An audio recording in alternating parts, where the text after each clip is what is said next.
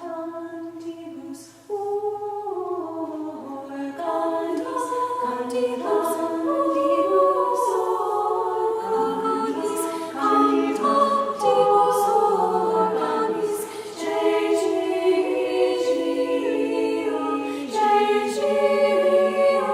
Domino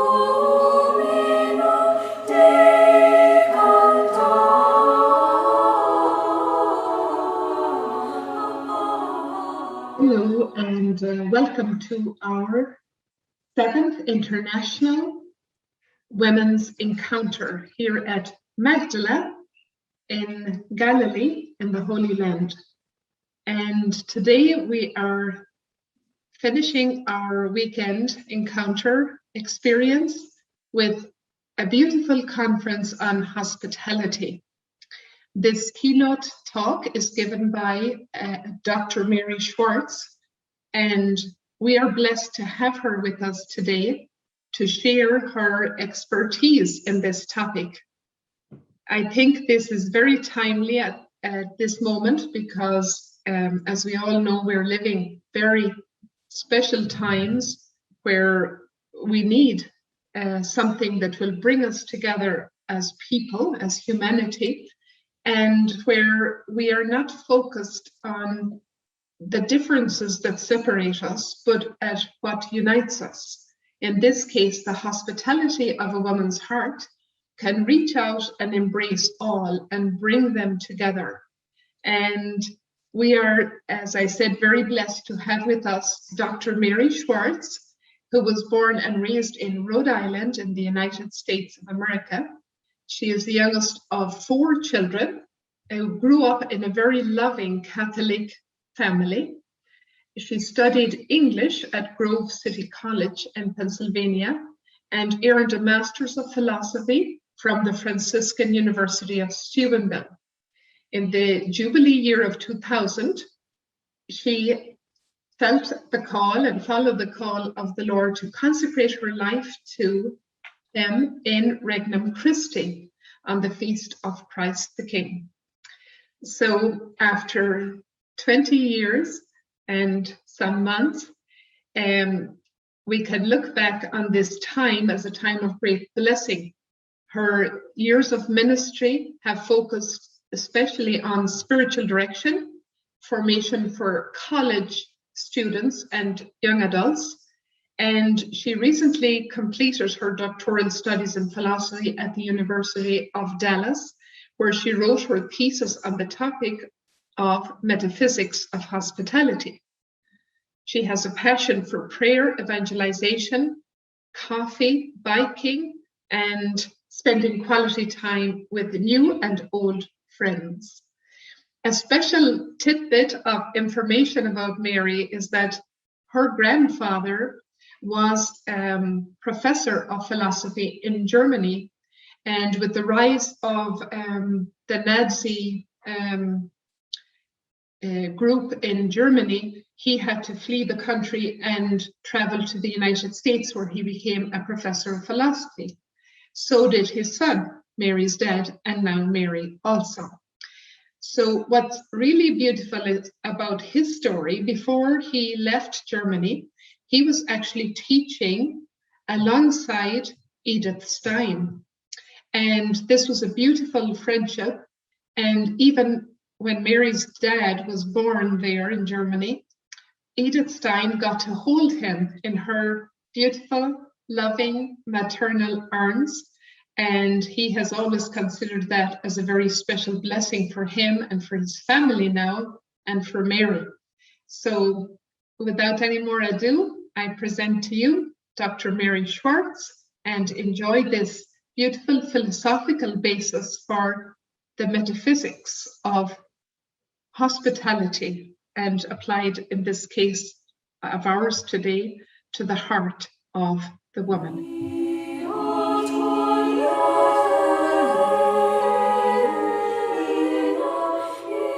Thank you very much, Celine, for that introduction. And it's an honor to be here to speak on this beautiful topic of hospitality and also the heart of the woman.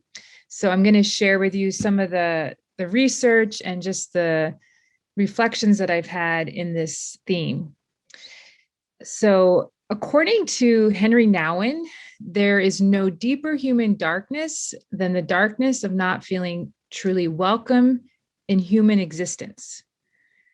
This is because the human person is a being made for love and the gift of self. And I really love this quote because I think that it rings true to all of us. The deepest anguish of the human heart is to not feel welcomed into this world, to feel rejected or unwanted or unloved. When the other children were playing a game and chose teams and you were the last one to be picked, you probably felt sad if that ever happened to you. In our deepest core, we each deeply desire to be known, accepted, welcomed, and connected to others. When we feel excluded and forgotten, we suffer profoundly. Saint Mother Teresa expressed this well when she said, "Loneliness and the feeling of being unwanted is the most terrible poverty." And that's a big statement coming from Mother Teresa, who saw a lot of poverty, as we know. Yet she says that the deepest and greatest poverty is this, to feel unwanted, unloved.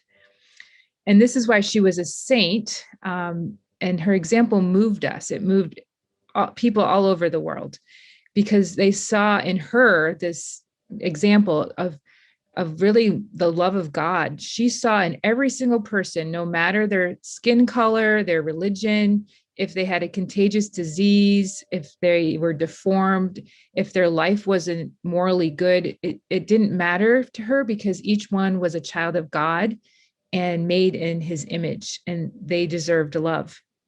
So I would say that Mother Teresa lived what I am going to speak about, this phrase, the metaphysics of hospitality. So since this phrase is in the title of my talk, the metaphysics of hospitality, I want to mention it, even though it may at first have this kind of big philosophical sound to it.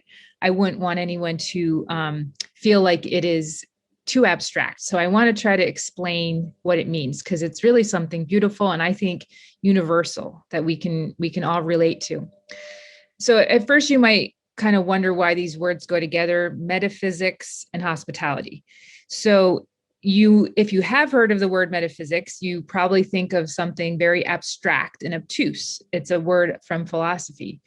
And then the term hospitality, on the other hand, would make us think of maybe a warm cottage where someone is, very friendly and they welcome you and give you a meal and this kind of welcoming home.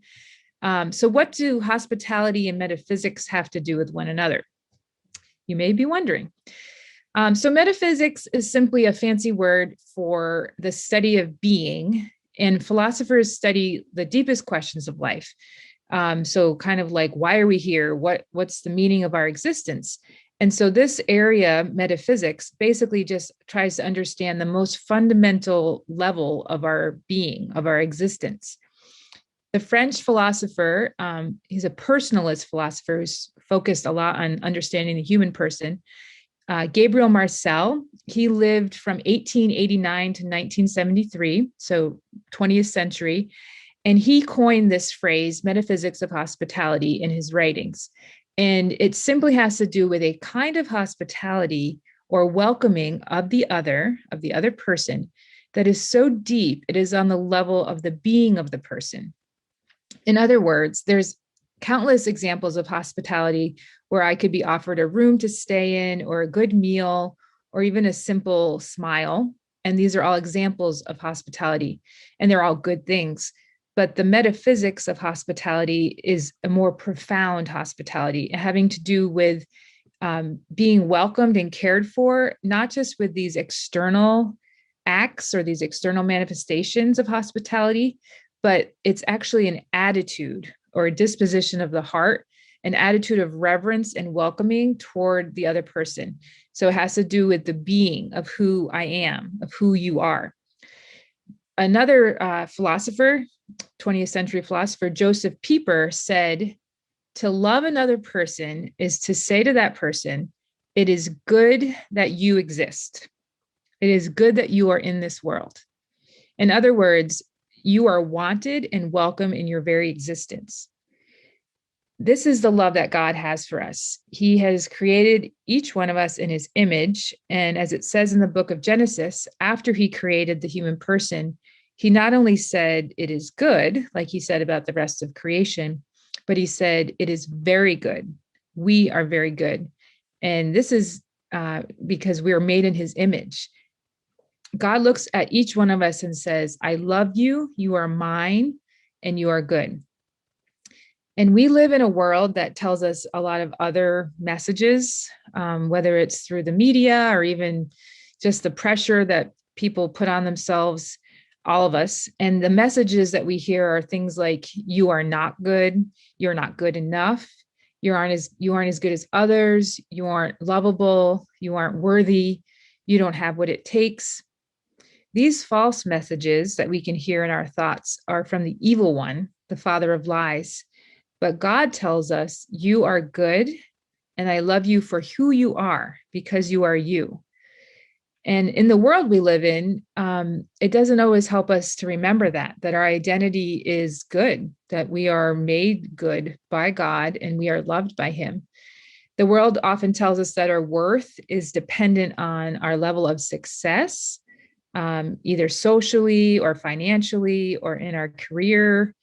And so we often feel like we need to earn the love and approval of others. Marcel calls this experience of alienation and loneliness in our times, he calls it the broken world. And I think we can all agree that the world we live in is broken. It has a lot of beauty in it, but there's also brokenness. And how did the world get so broken? Well, according to the Judeo-Christian tradition, we'd say it goes back to the fall in the Garden of Eden, where original sin entered the world. But I don't think we need divine revelation to believe in this doctrine of original sin. And we don't really need any extra evidence other than what we hear on the news or what we experience with so much violence and wars in the world, even all that it sadly is happening in the Holy Land in Israel and Palestine right now. We also feel the world's brokenness in our everyday lives when we suffer, and we see there's just so much imperfection. I remember when I was a young girl, my father, who is a wise philosopher, wise man, good man. And I remember, I don't know what I was complaining about, but he said, Mary, we live in an imperfect world. And I'll always remember that, because sometimes we just wish it were perfect, and that's heaven. But this world is broken. And Marcel thinks that the experience of brokenness is something we all have as human beings. We see it. He said there's kind of three levels. First, within each human person, there's a kind of brokenness. We feel loneliness and angst and despair.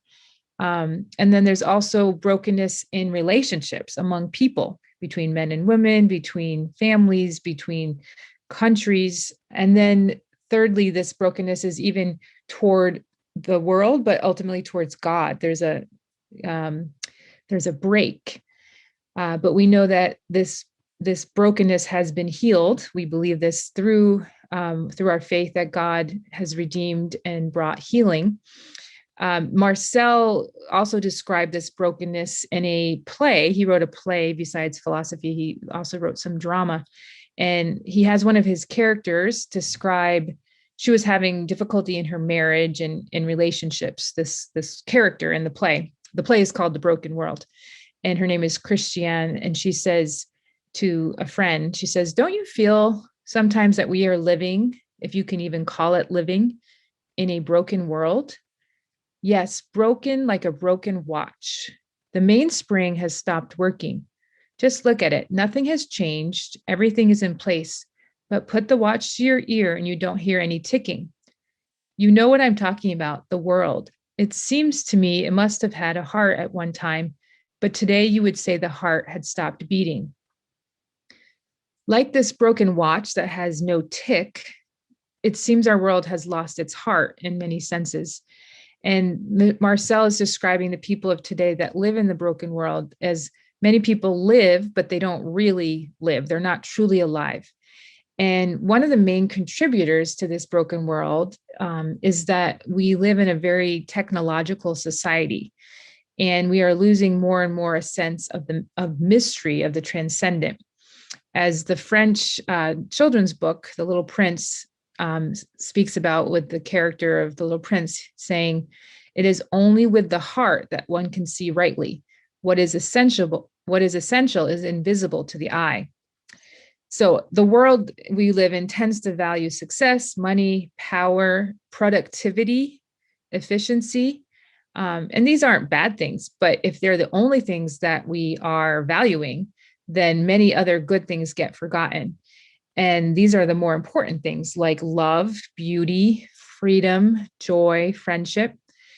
And Marcel gives a very good distinction, actually, when dealing with this kind of technological world that we live in. He doesn't say technology is bad. It's just, if it becomes the only thing that we value, then there's problems.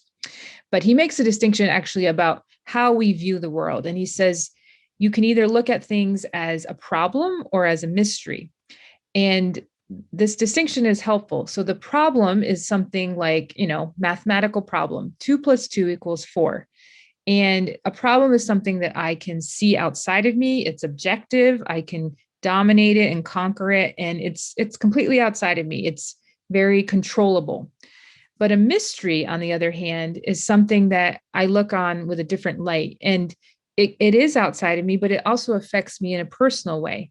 So a mystery is a reality which transcends this limits of categories of science and math. And so all the things like a beautiful sunset or a beautiful piece of art or an act of friendship, an act of love, these aren't things that you can put into a recipe or a formula. They aren't known in the same way as a problem. It's not a mere object. Rather, this mystery is something that is beyond us, and we have to kind of reverence it and surrender our intellect and not try to conquer and dominate it. The great scientist Albert Einstein actually said it would be possible to describe everything scientifically, which would be like as a problem, but it would make no sense. It would be a description without meaning, as if you described a Beethoven symphony as a variation of wave pressure. So you can, consider a piece of music just as a bunch of notes on a page, or wave variations, or, listening to a beautiful piece of music, especially looking at a beautiful landscape as you hear the music, it brings you to a very beautiful, transcendent place, almost bringing you to heaven. And that's not something that you can put into a mathematical formula. So that's this distinction of seeing with the lens of problem and mystery. And so we can see that most things in life, like family, relationships, love, music, beauty, all these realities are not problems. It's more, you can look at them like a problem, but they are more mysteries. And in the sphere of intersubjectivity or intercommunion, interpersonal relationships, this is where Marcel uses this distinction of problem and mystery in a very powerful way. It's like how we treat other persons. And just to give you an example, a story, a few years ago, my friend was living in Spain, and she was actually speaking with a nun, a mother superior in a community of religious sisters there in Spain. And she was hearing that this mother superior was talking about how the members of this community of nuns had some problems with charity and getting along with others. And so one day she was telling one of the sisters who was having a hard time with the other sister, she said, "Are you looking at your sister as a problem or as a mystery?"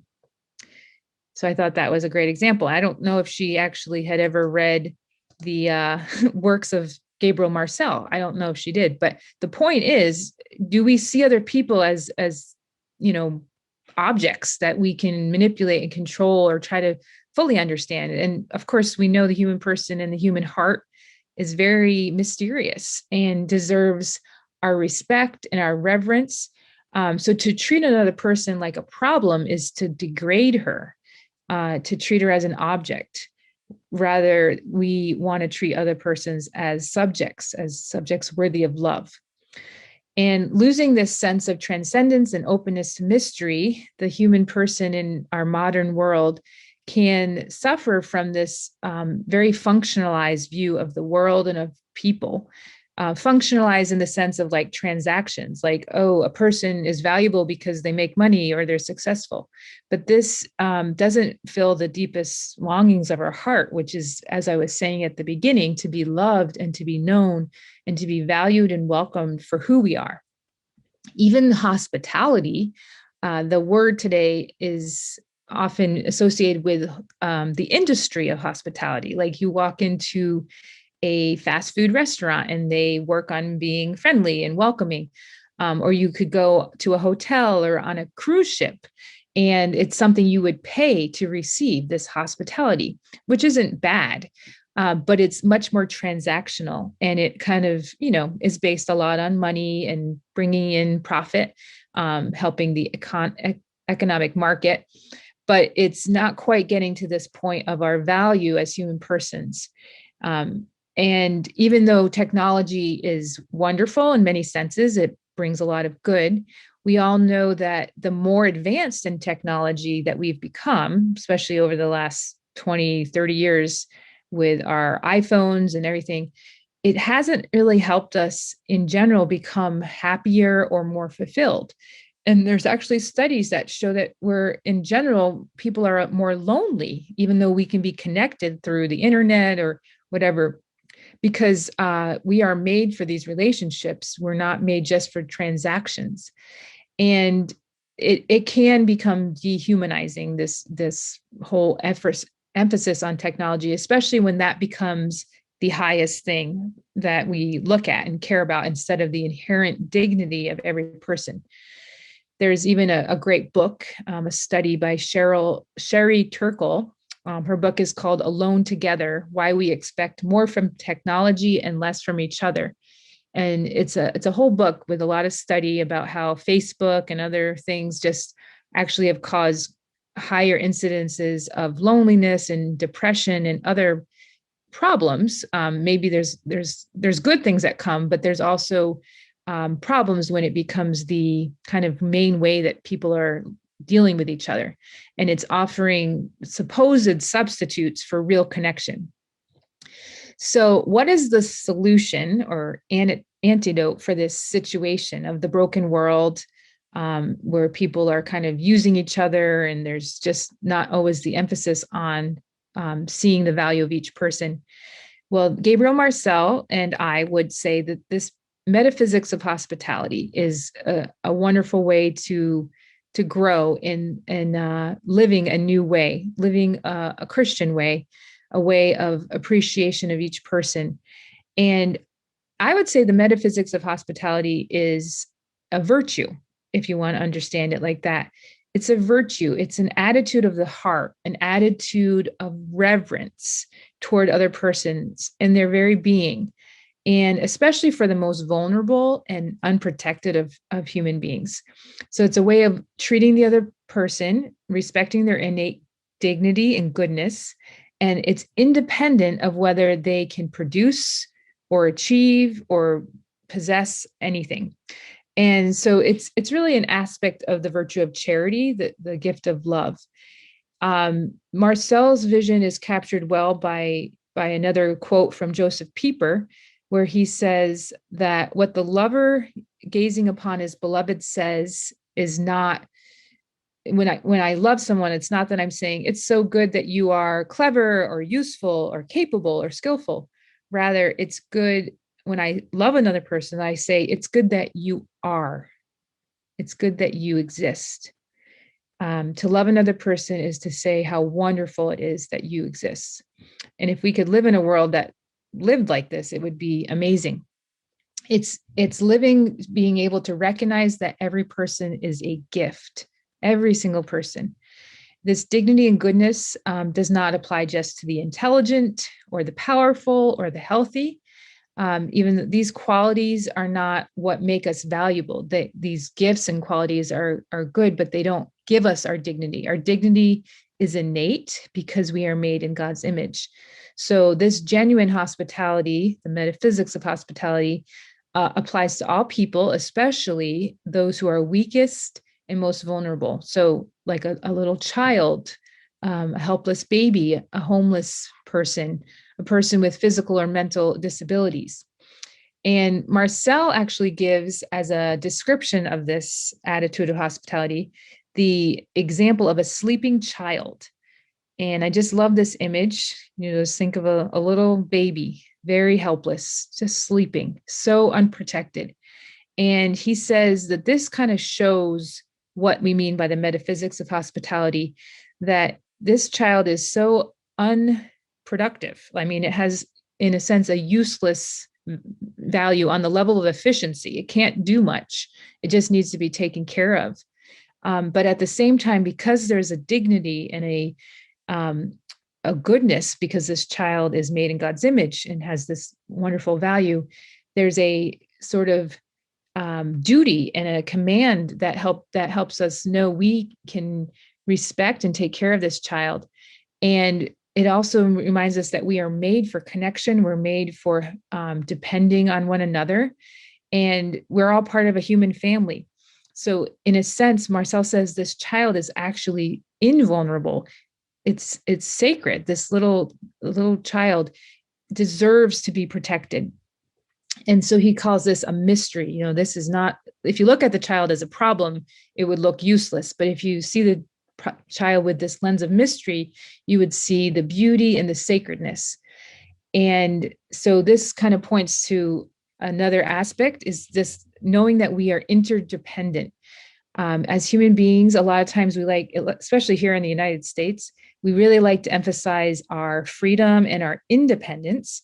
But as human beings, we're also made in God's image, who is a trinity of persons who are dependent, who give themselves to one another. And as human beings, we also are part of a family made to need each other. And that's not a bad thing. And he would say that the sign of a society that's barbaric and very, bad is a society that can't recognize the sacredness and the beauty and the dignity of a sleeping child. And he calls this the sacredness of the unprotected. And this is what is at the root of this attitude of the metaphysics of hospitality. So the metaphysics of hospitality is not a set of practices. It's an attitude of love and respect towards all people. And just as this is a conference on the feminine heart, the women's conference, the hospitality of a feminine heart, we could speak a lot about that. I just want to mention that hospitality obviously is something that all people are called to, and we all want to be loved and welcomed, and we're all called to show that kind of attitude towards others, not just women. But there's a philosopher named Emmanuel Levinas. He was a Jewish French philosopher, and he wrote a lot about hospitality and the need to welcome the other.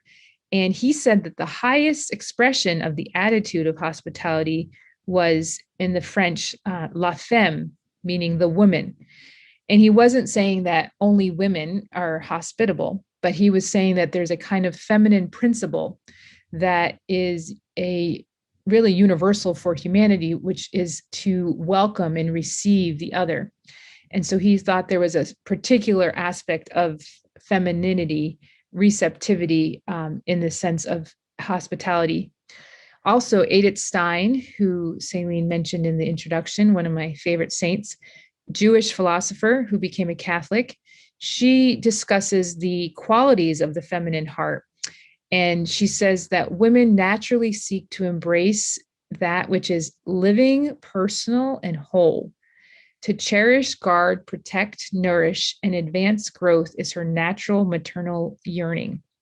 So we could say that a woman has a distinct appreciation for this mystery of the other person, because her very person is oriented towards the person. We as women see objects, but we also are very oriented as mothers, as spiritual mothers, as physical mothers, to see the other person and to want to protect and connect with and nourish and cherish. And so this is something that all human beings are called to, but women have a particular strength.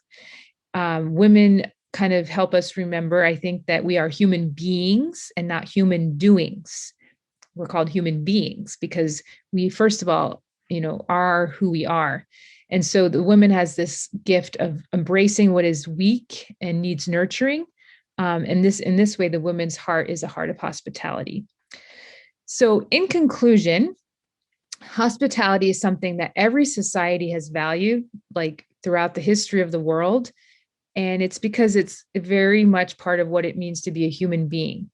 Gabriel Marcel's Metaphysics of Hospitality can teach us that this is a truth for all human persons, and it has to do with how we are made with dignity and goodness in our very being, because we're made in God's image and likeness, and God is love. Therefore, we are made for love, to give love and receive love. And this is what hospitality is. We are also members of a common human family. And so this element of interpersonal relationships based on love and welcoming is what brings healing in our larger community.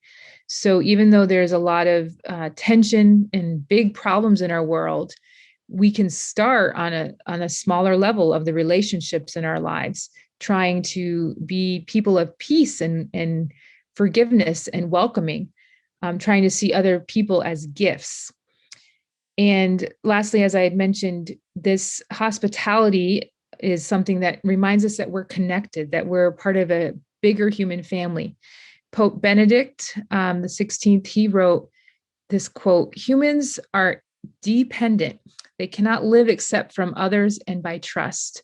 But there is nothing degrading about dependence when it takes the form of love, because to love someone means saying, I want you to be. Humans are dependent, and that is the primary truth about them, because it is only love can redeem them. So we are made for interpersonal communion because we are made for love. And it's only this love that brings healing to our broken world. At the center of the world's restoration lies a recognition of the dignity of each and every person, beginning with the most vulnerable and fragile of our race. When the hearts of all people can recognize the sacred presence of a sleeping child, then the world will be a better place." So thank you very much. And it was a pleasure and joy to be with you. God bless you. Thank you very much, Mary. This was so beautiful. I'm very grateful that we have had the joy and the honor of having you express what you have just spent years and years studying in depth and from different angles.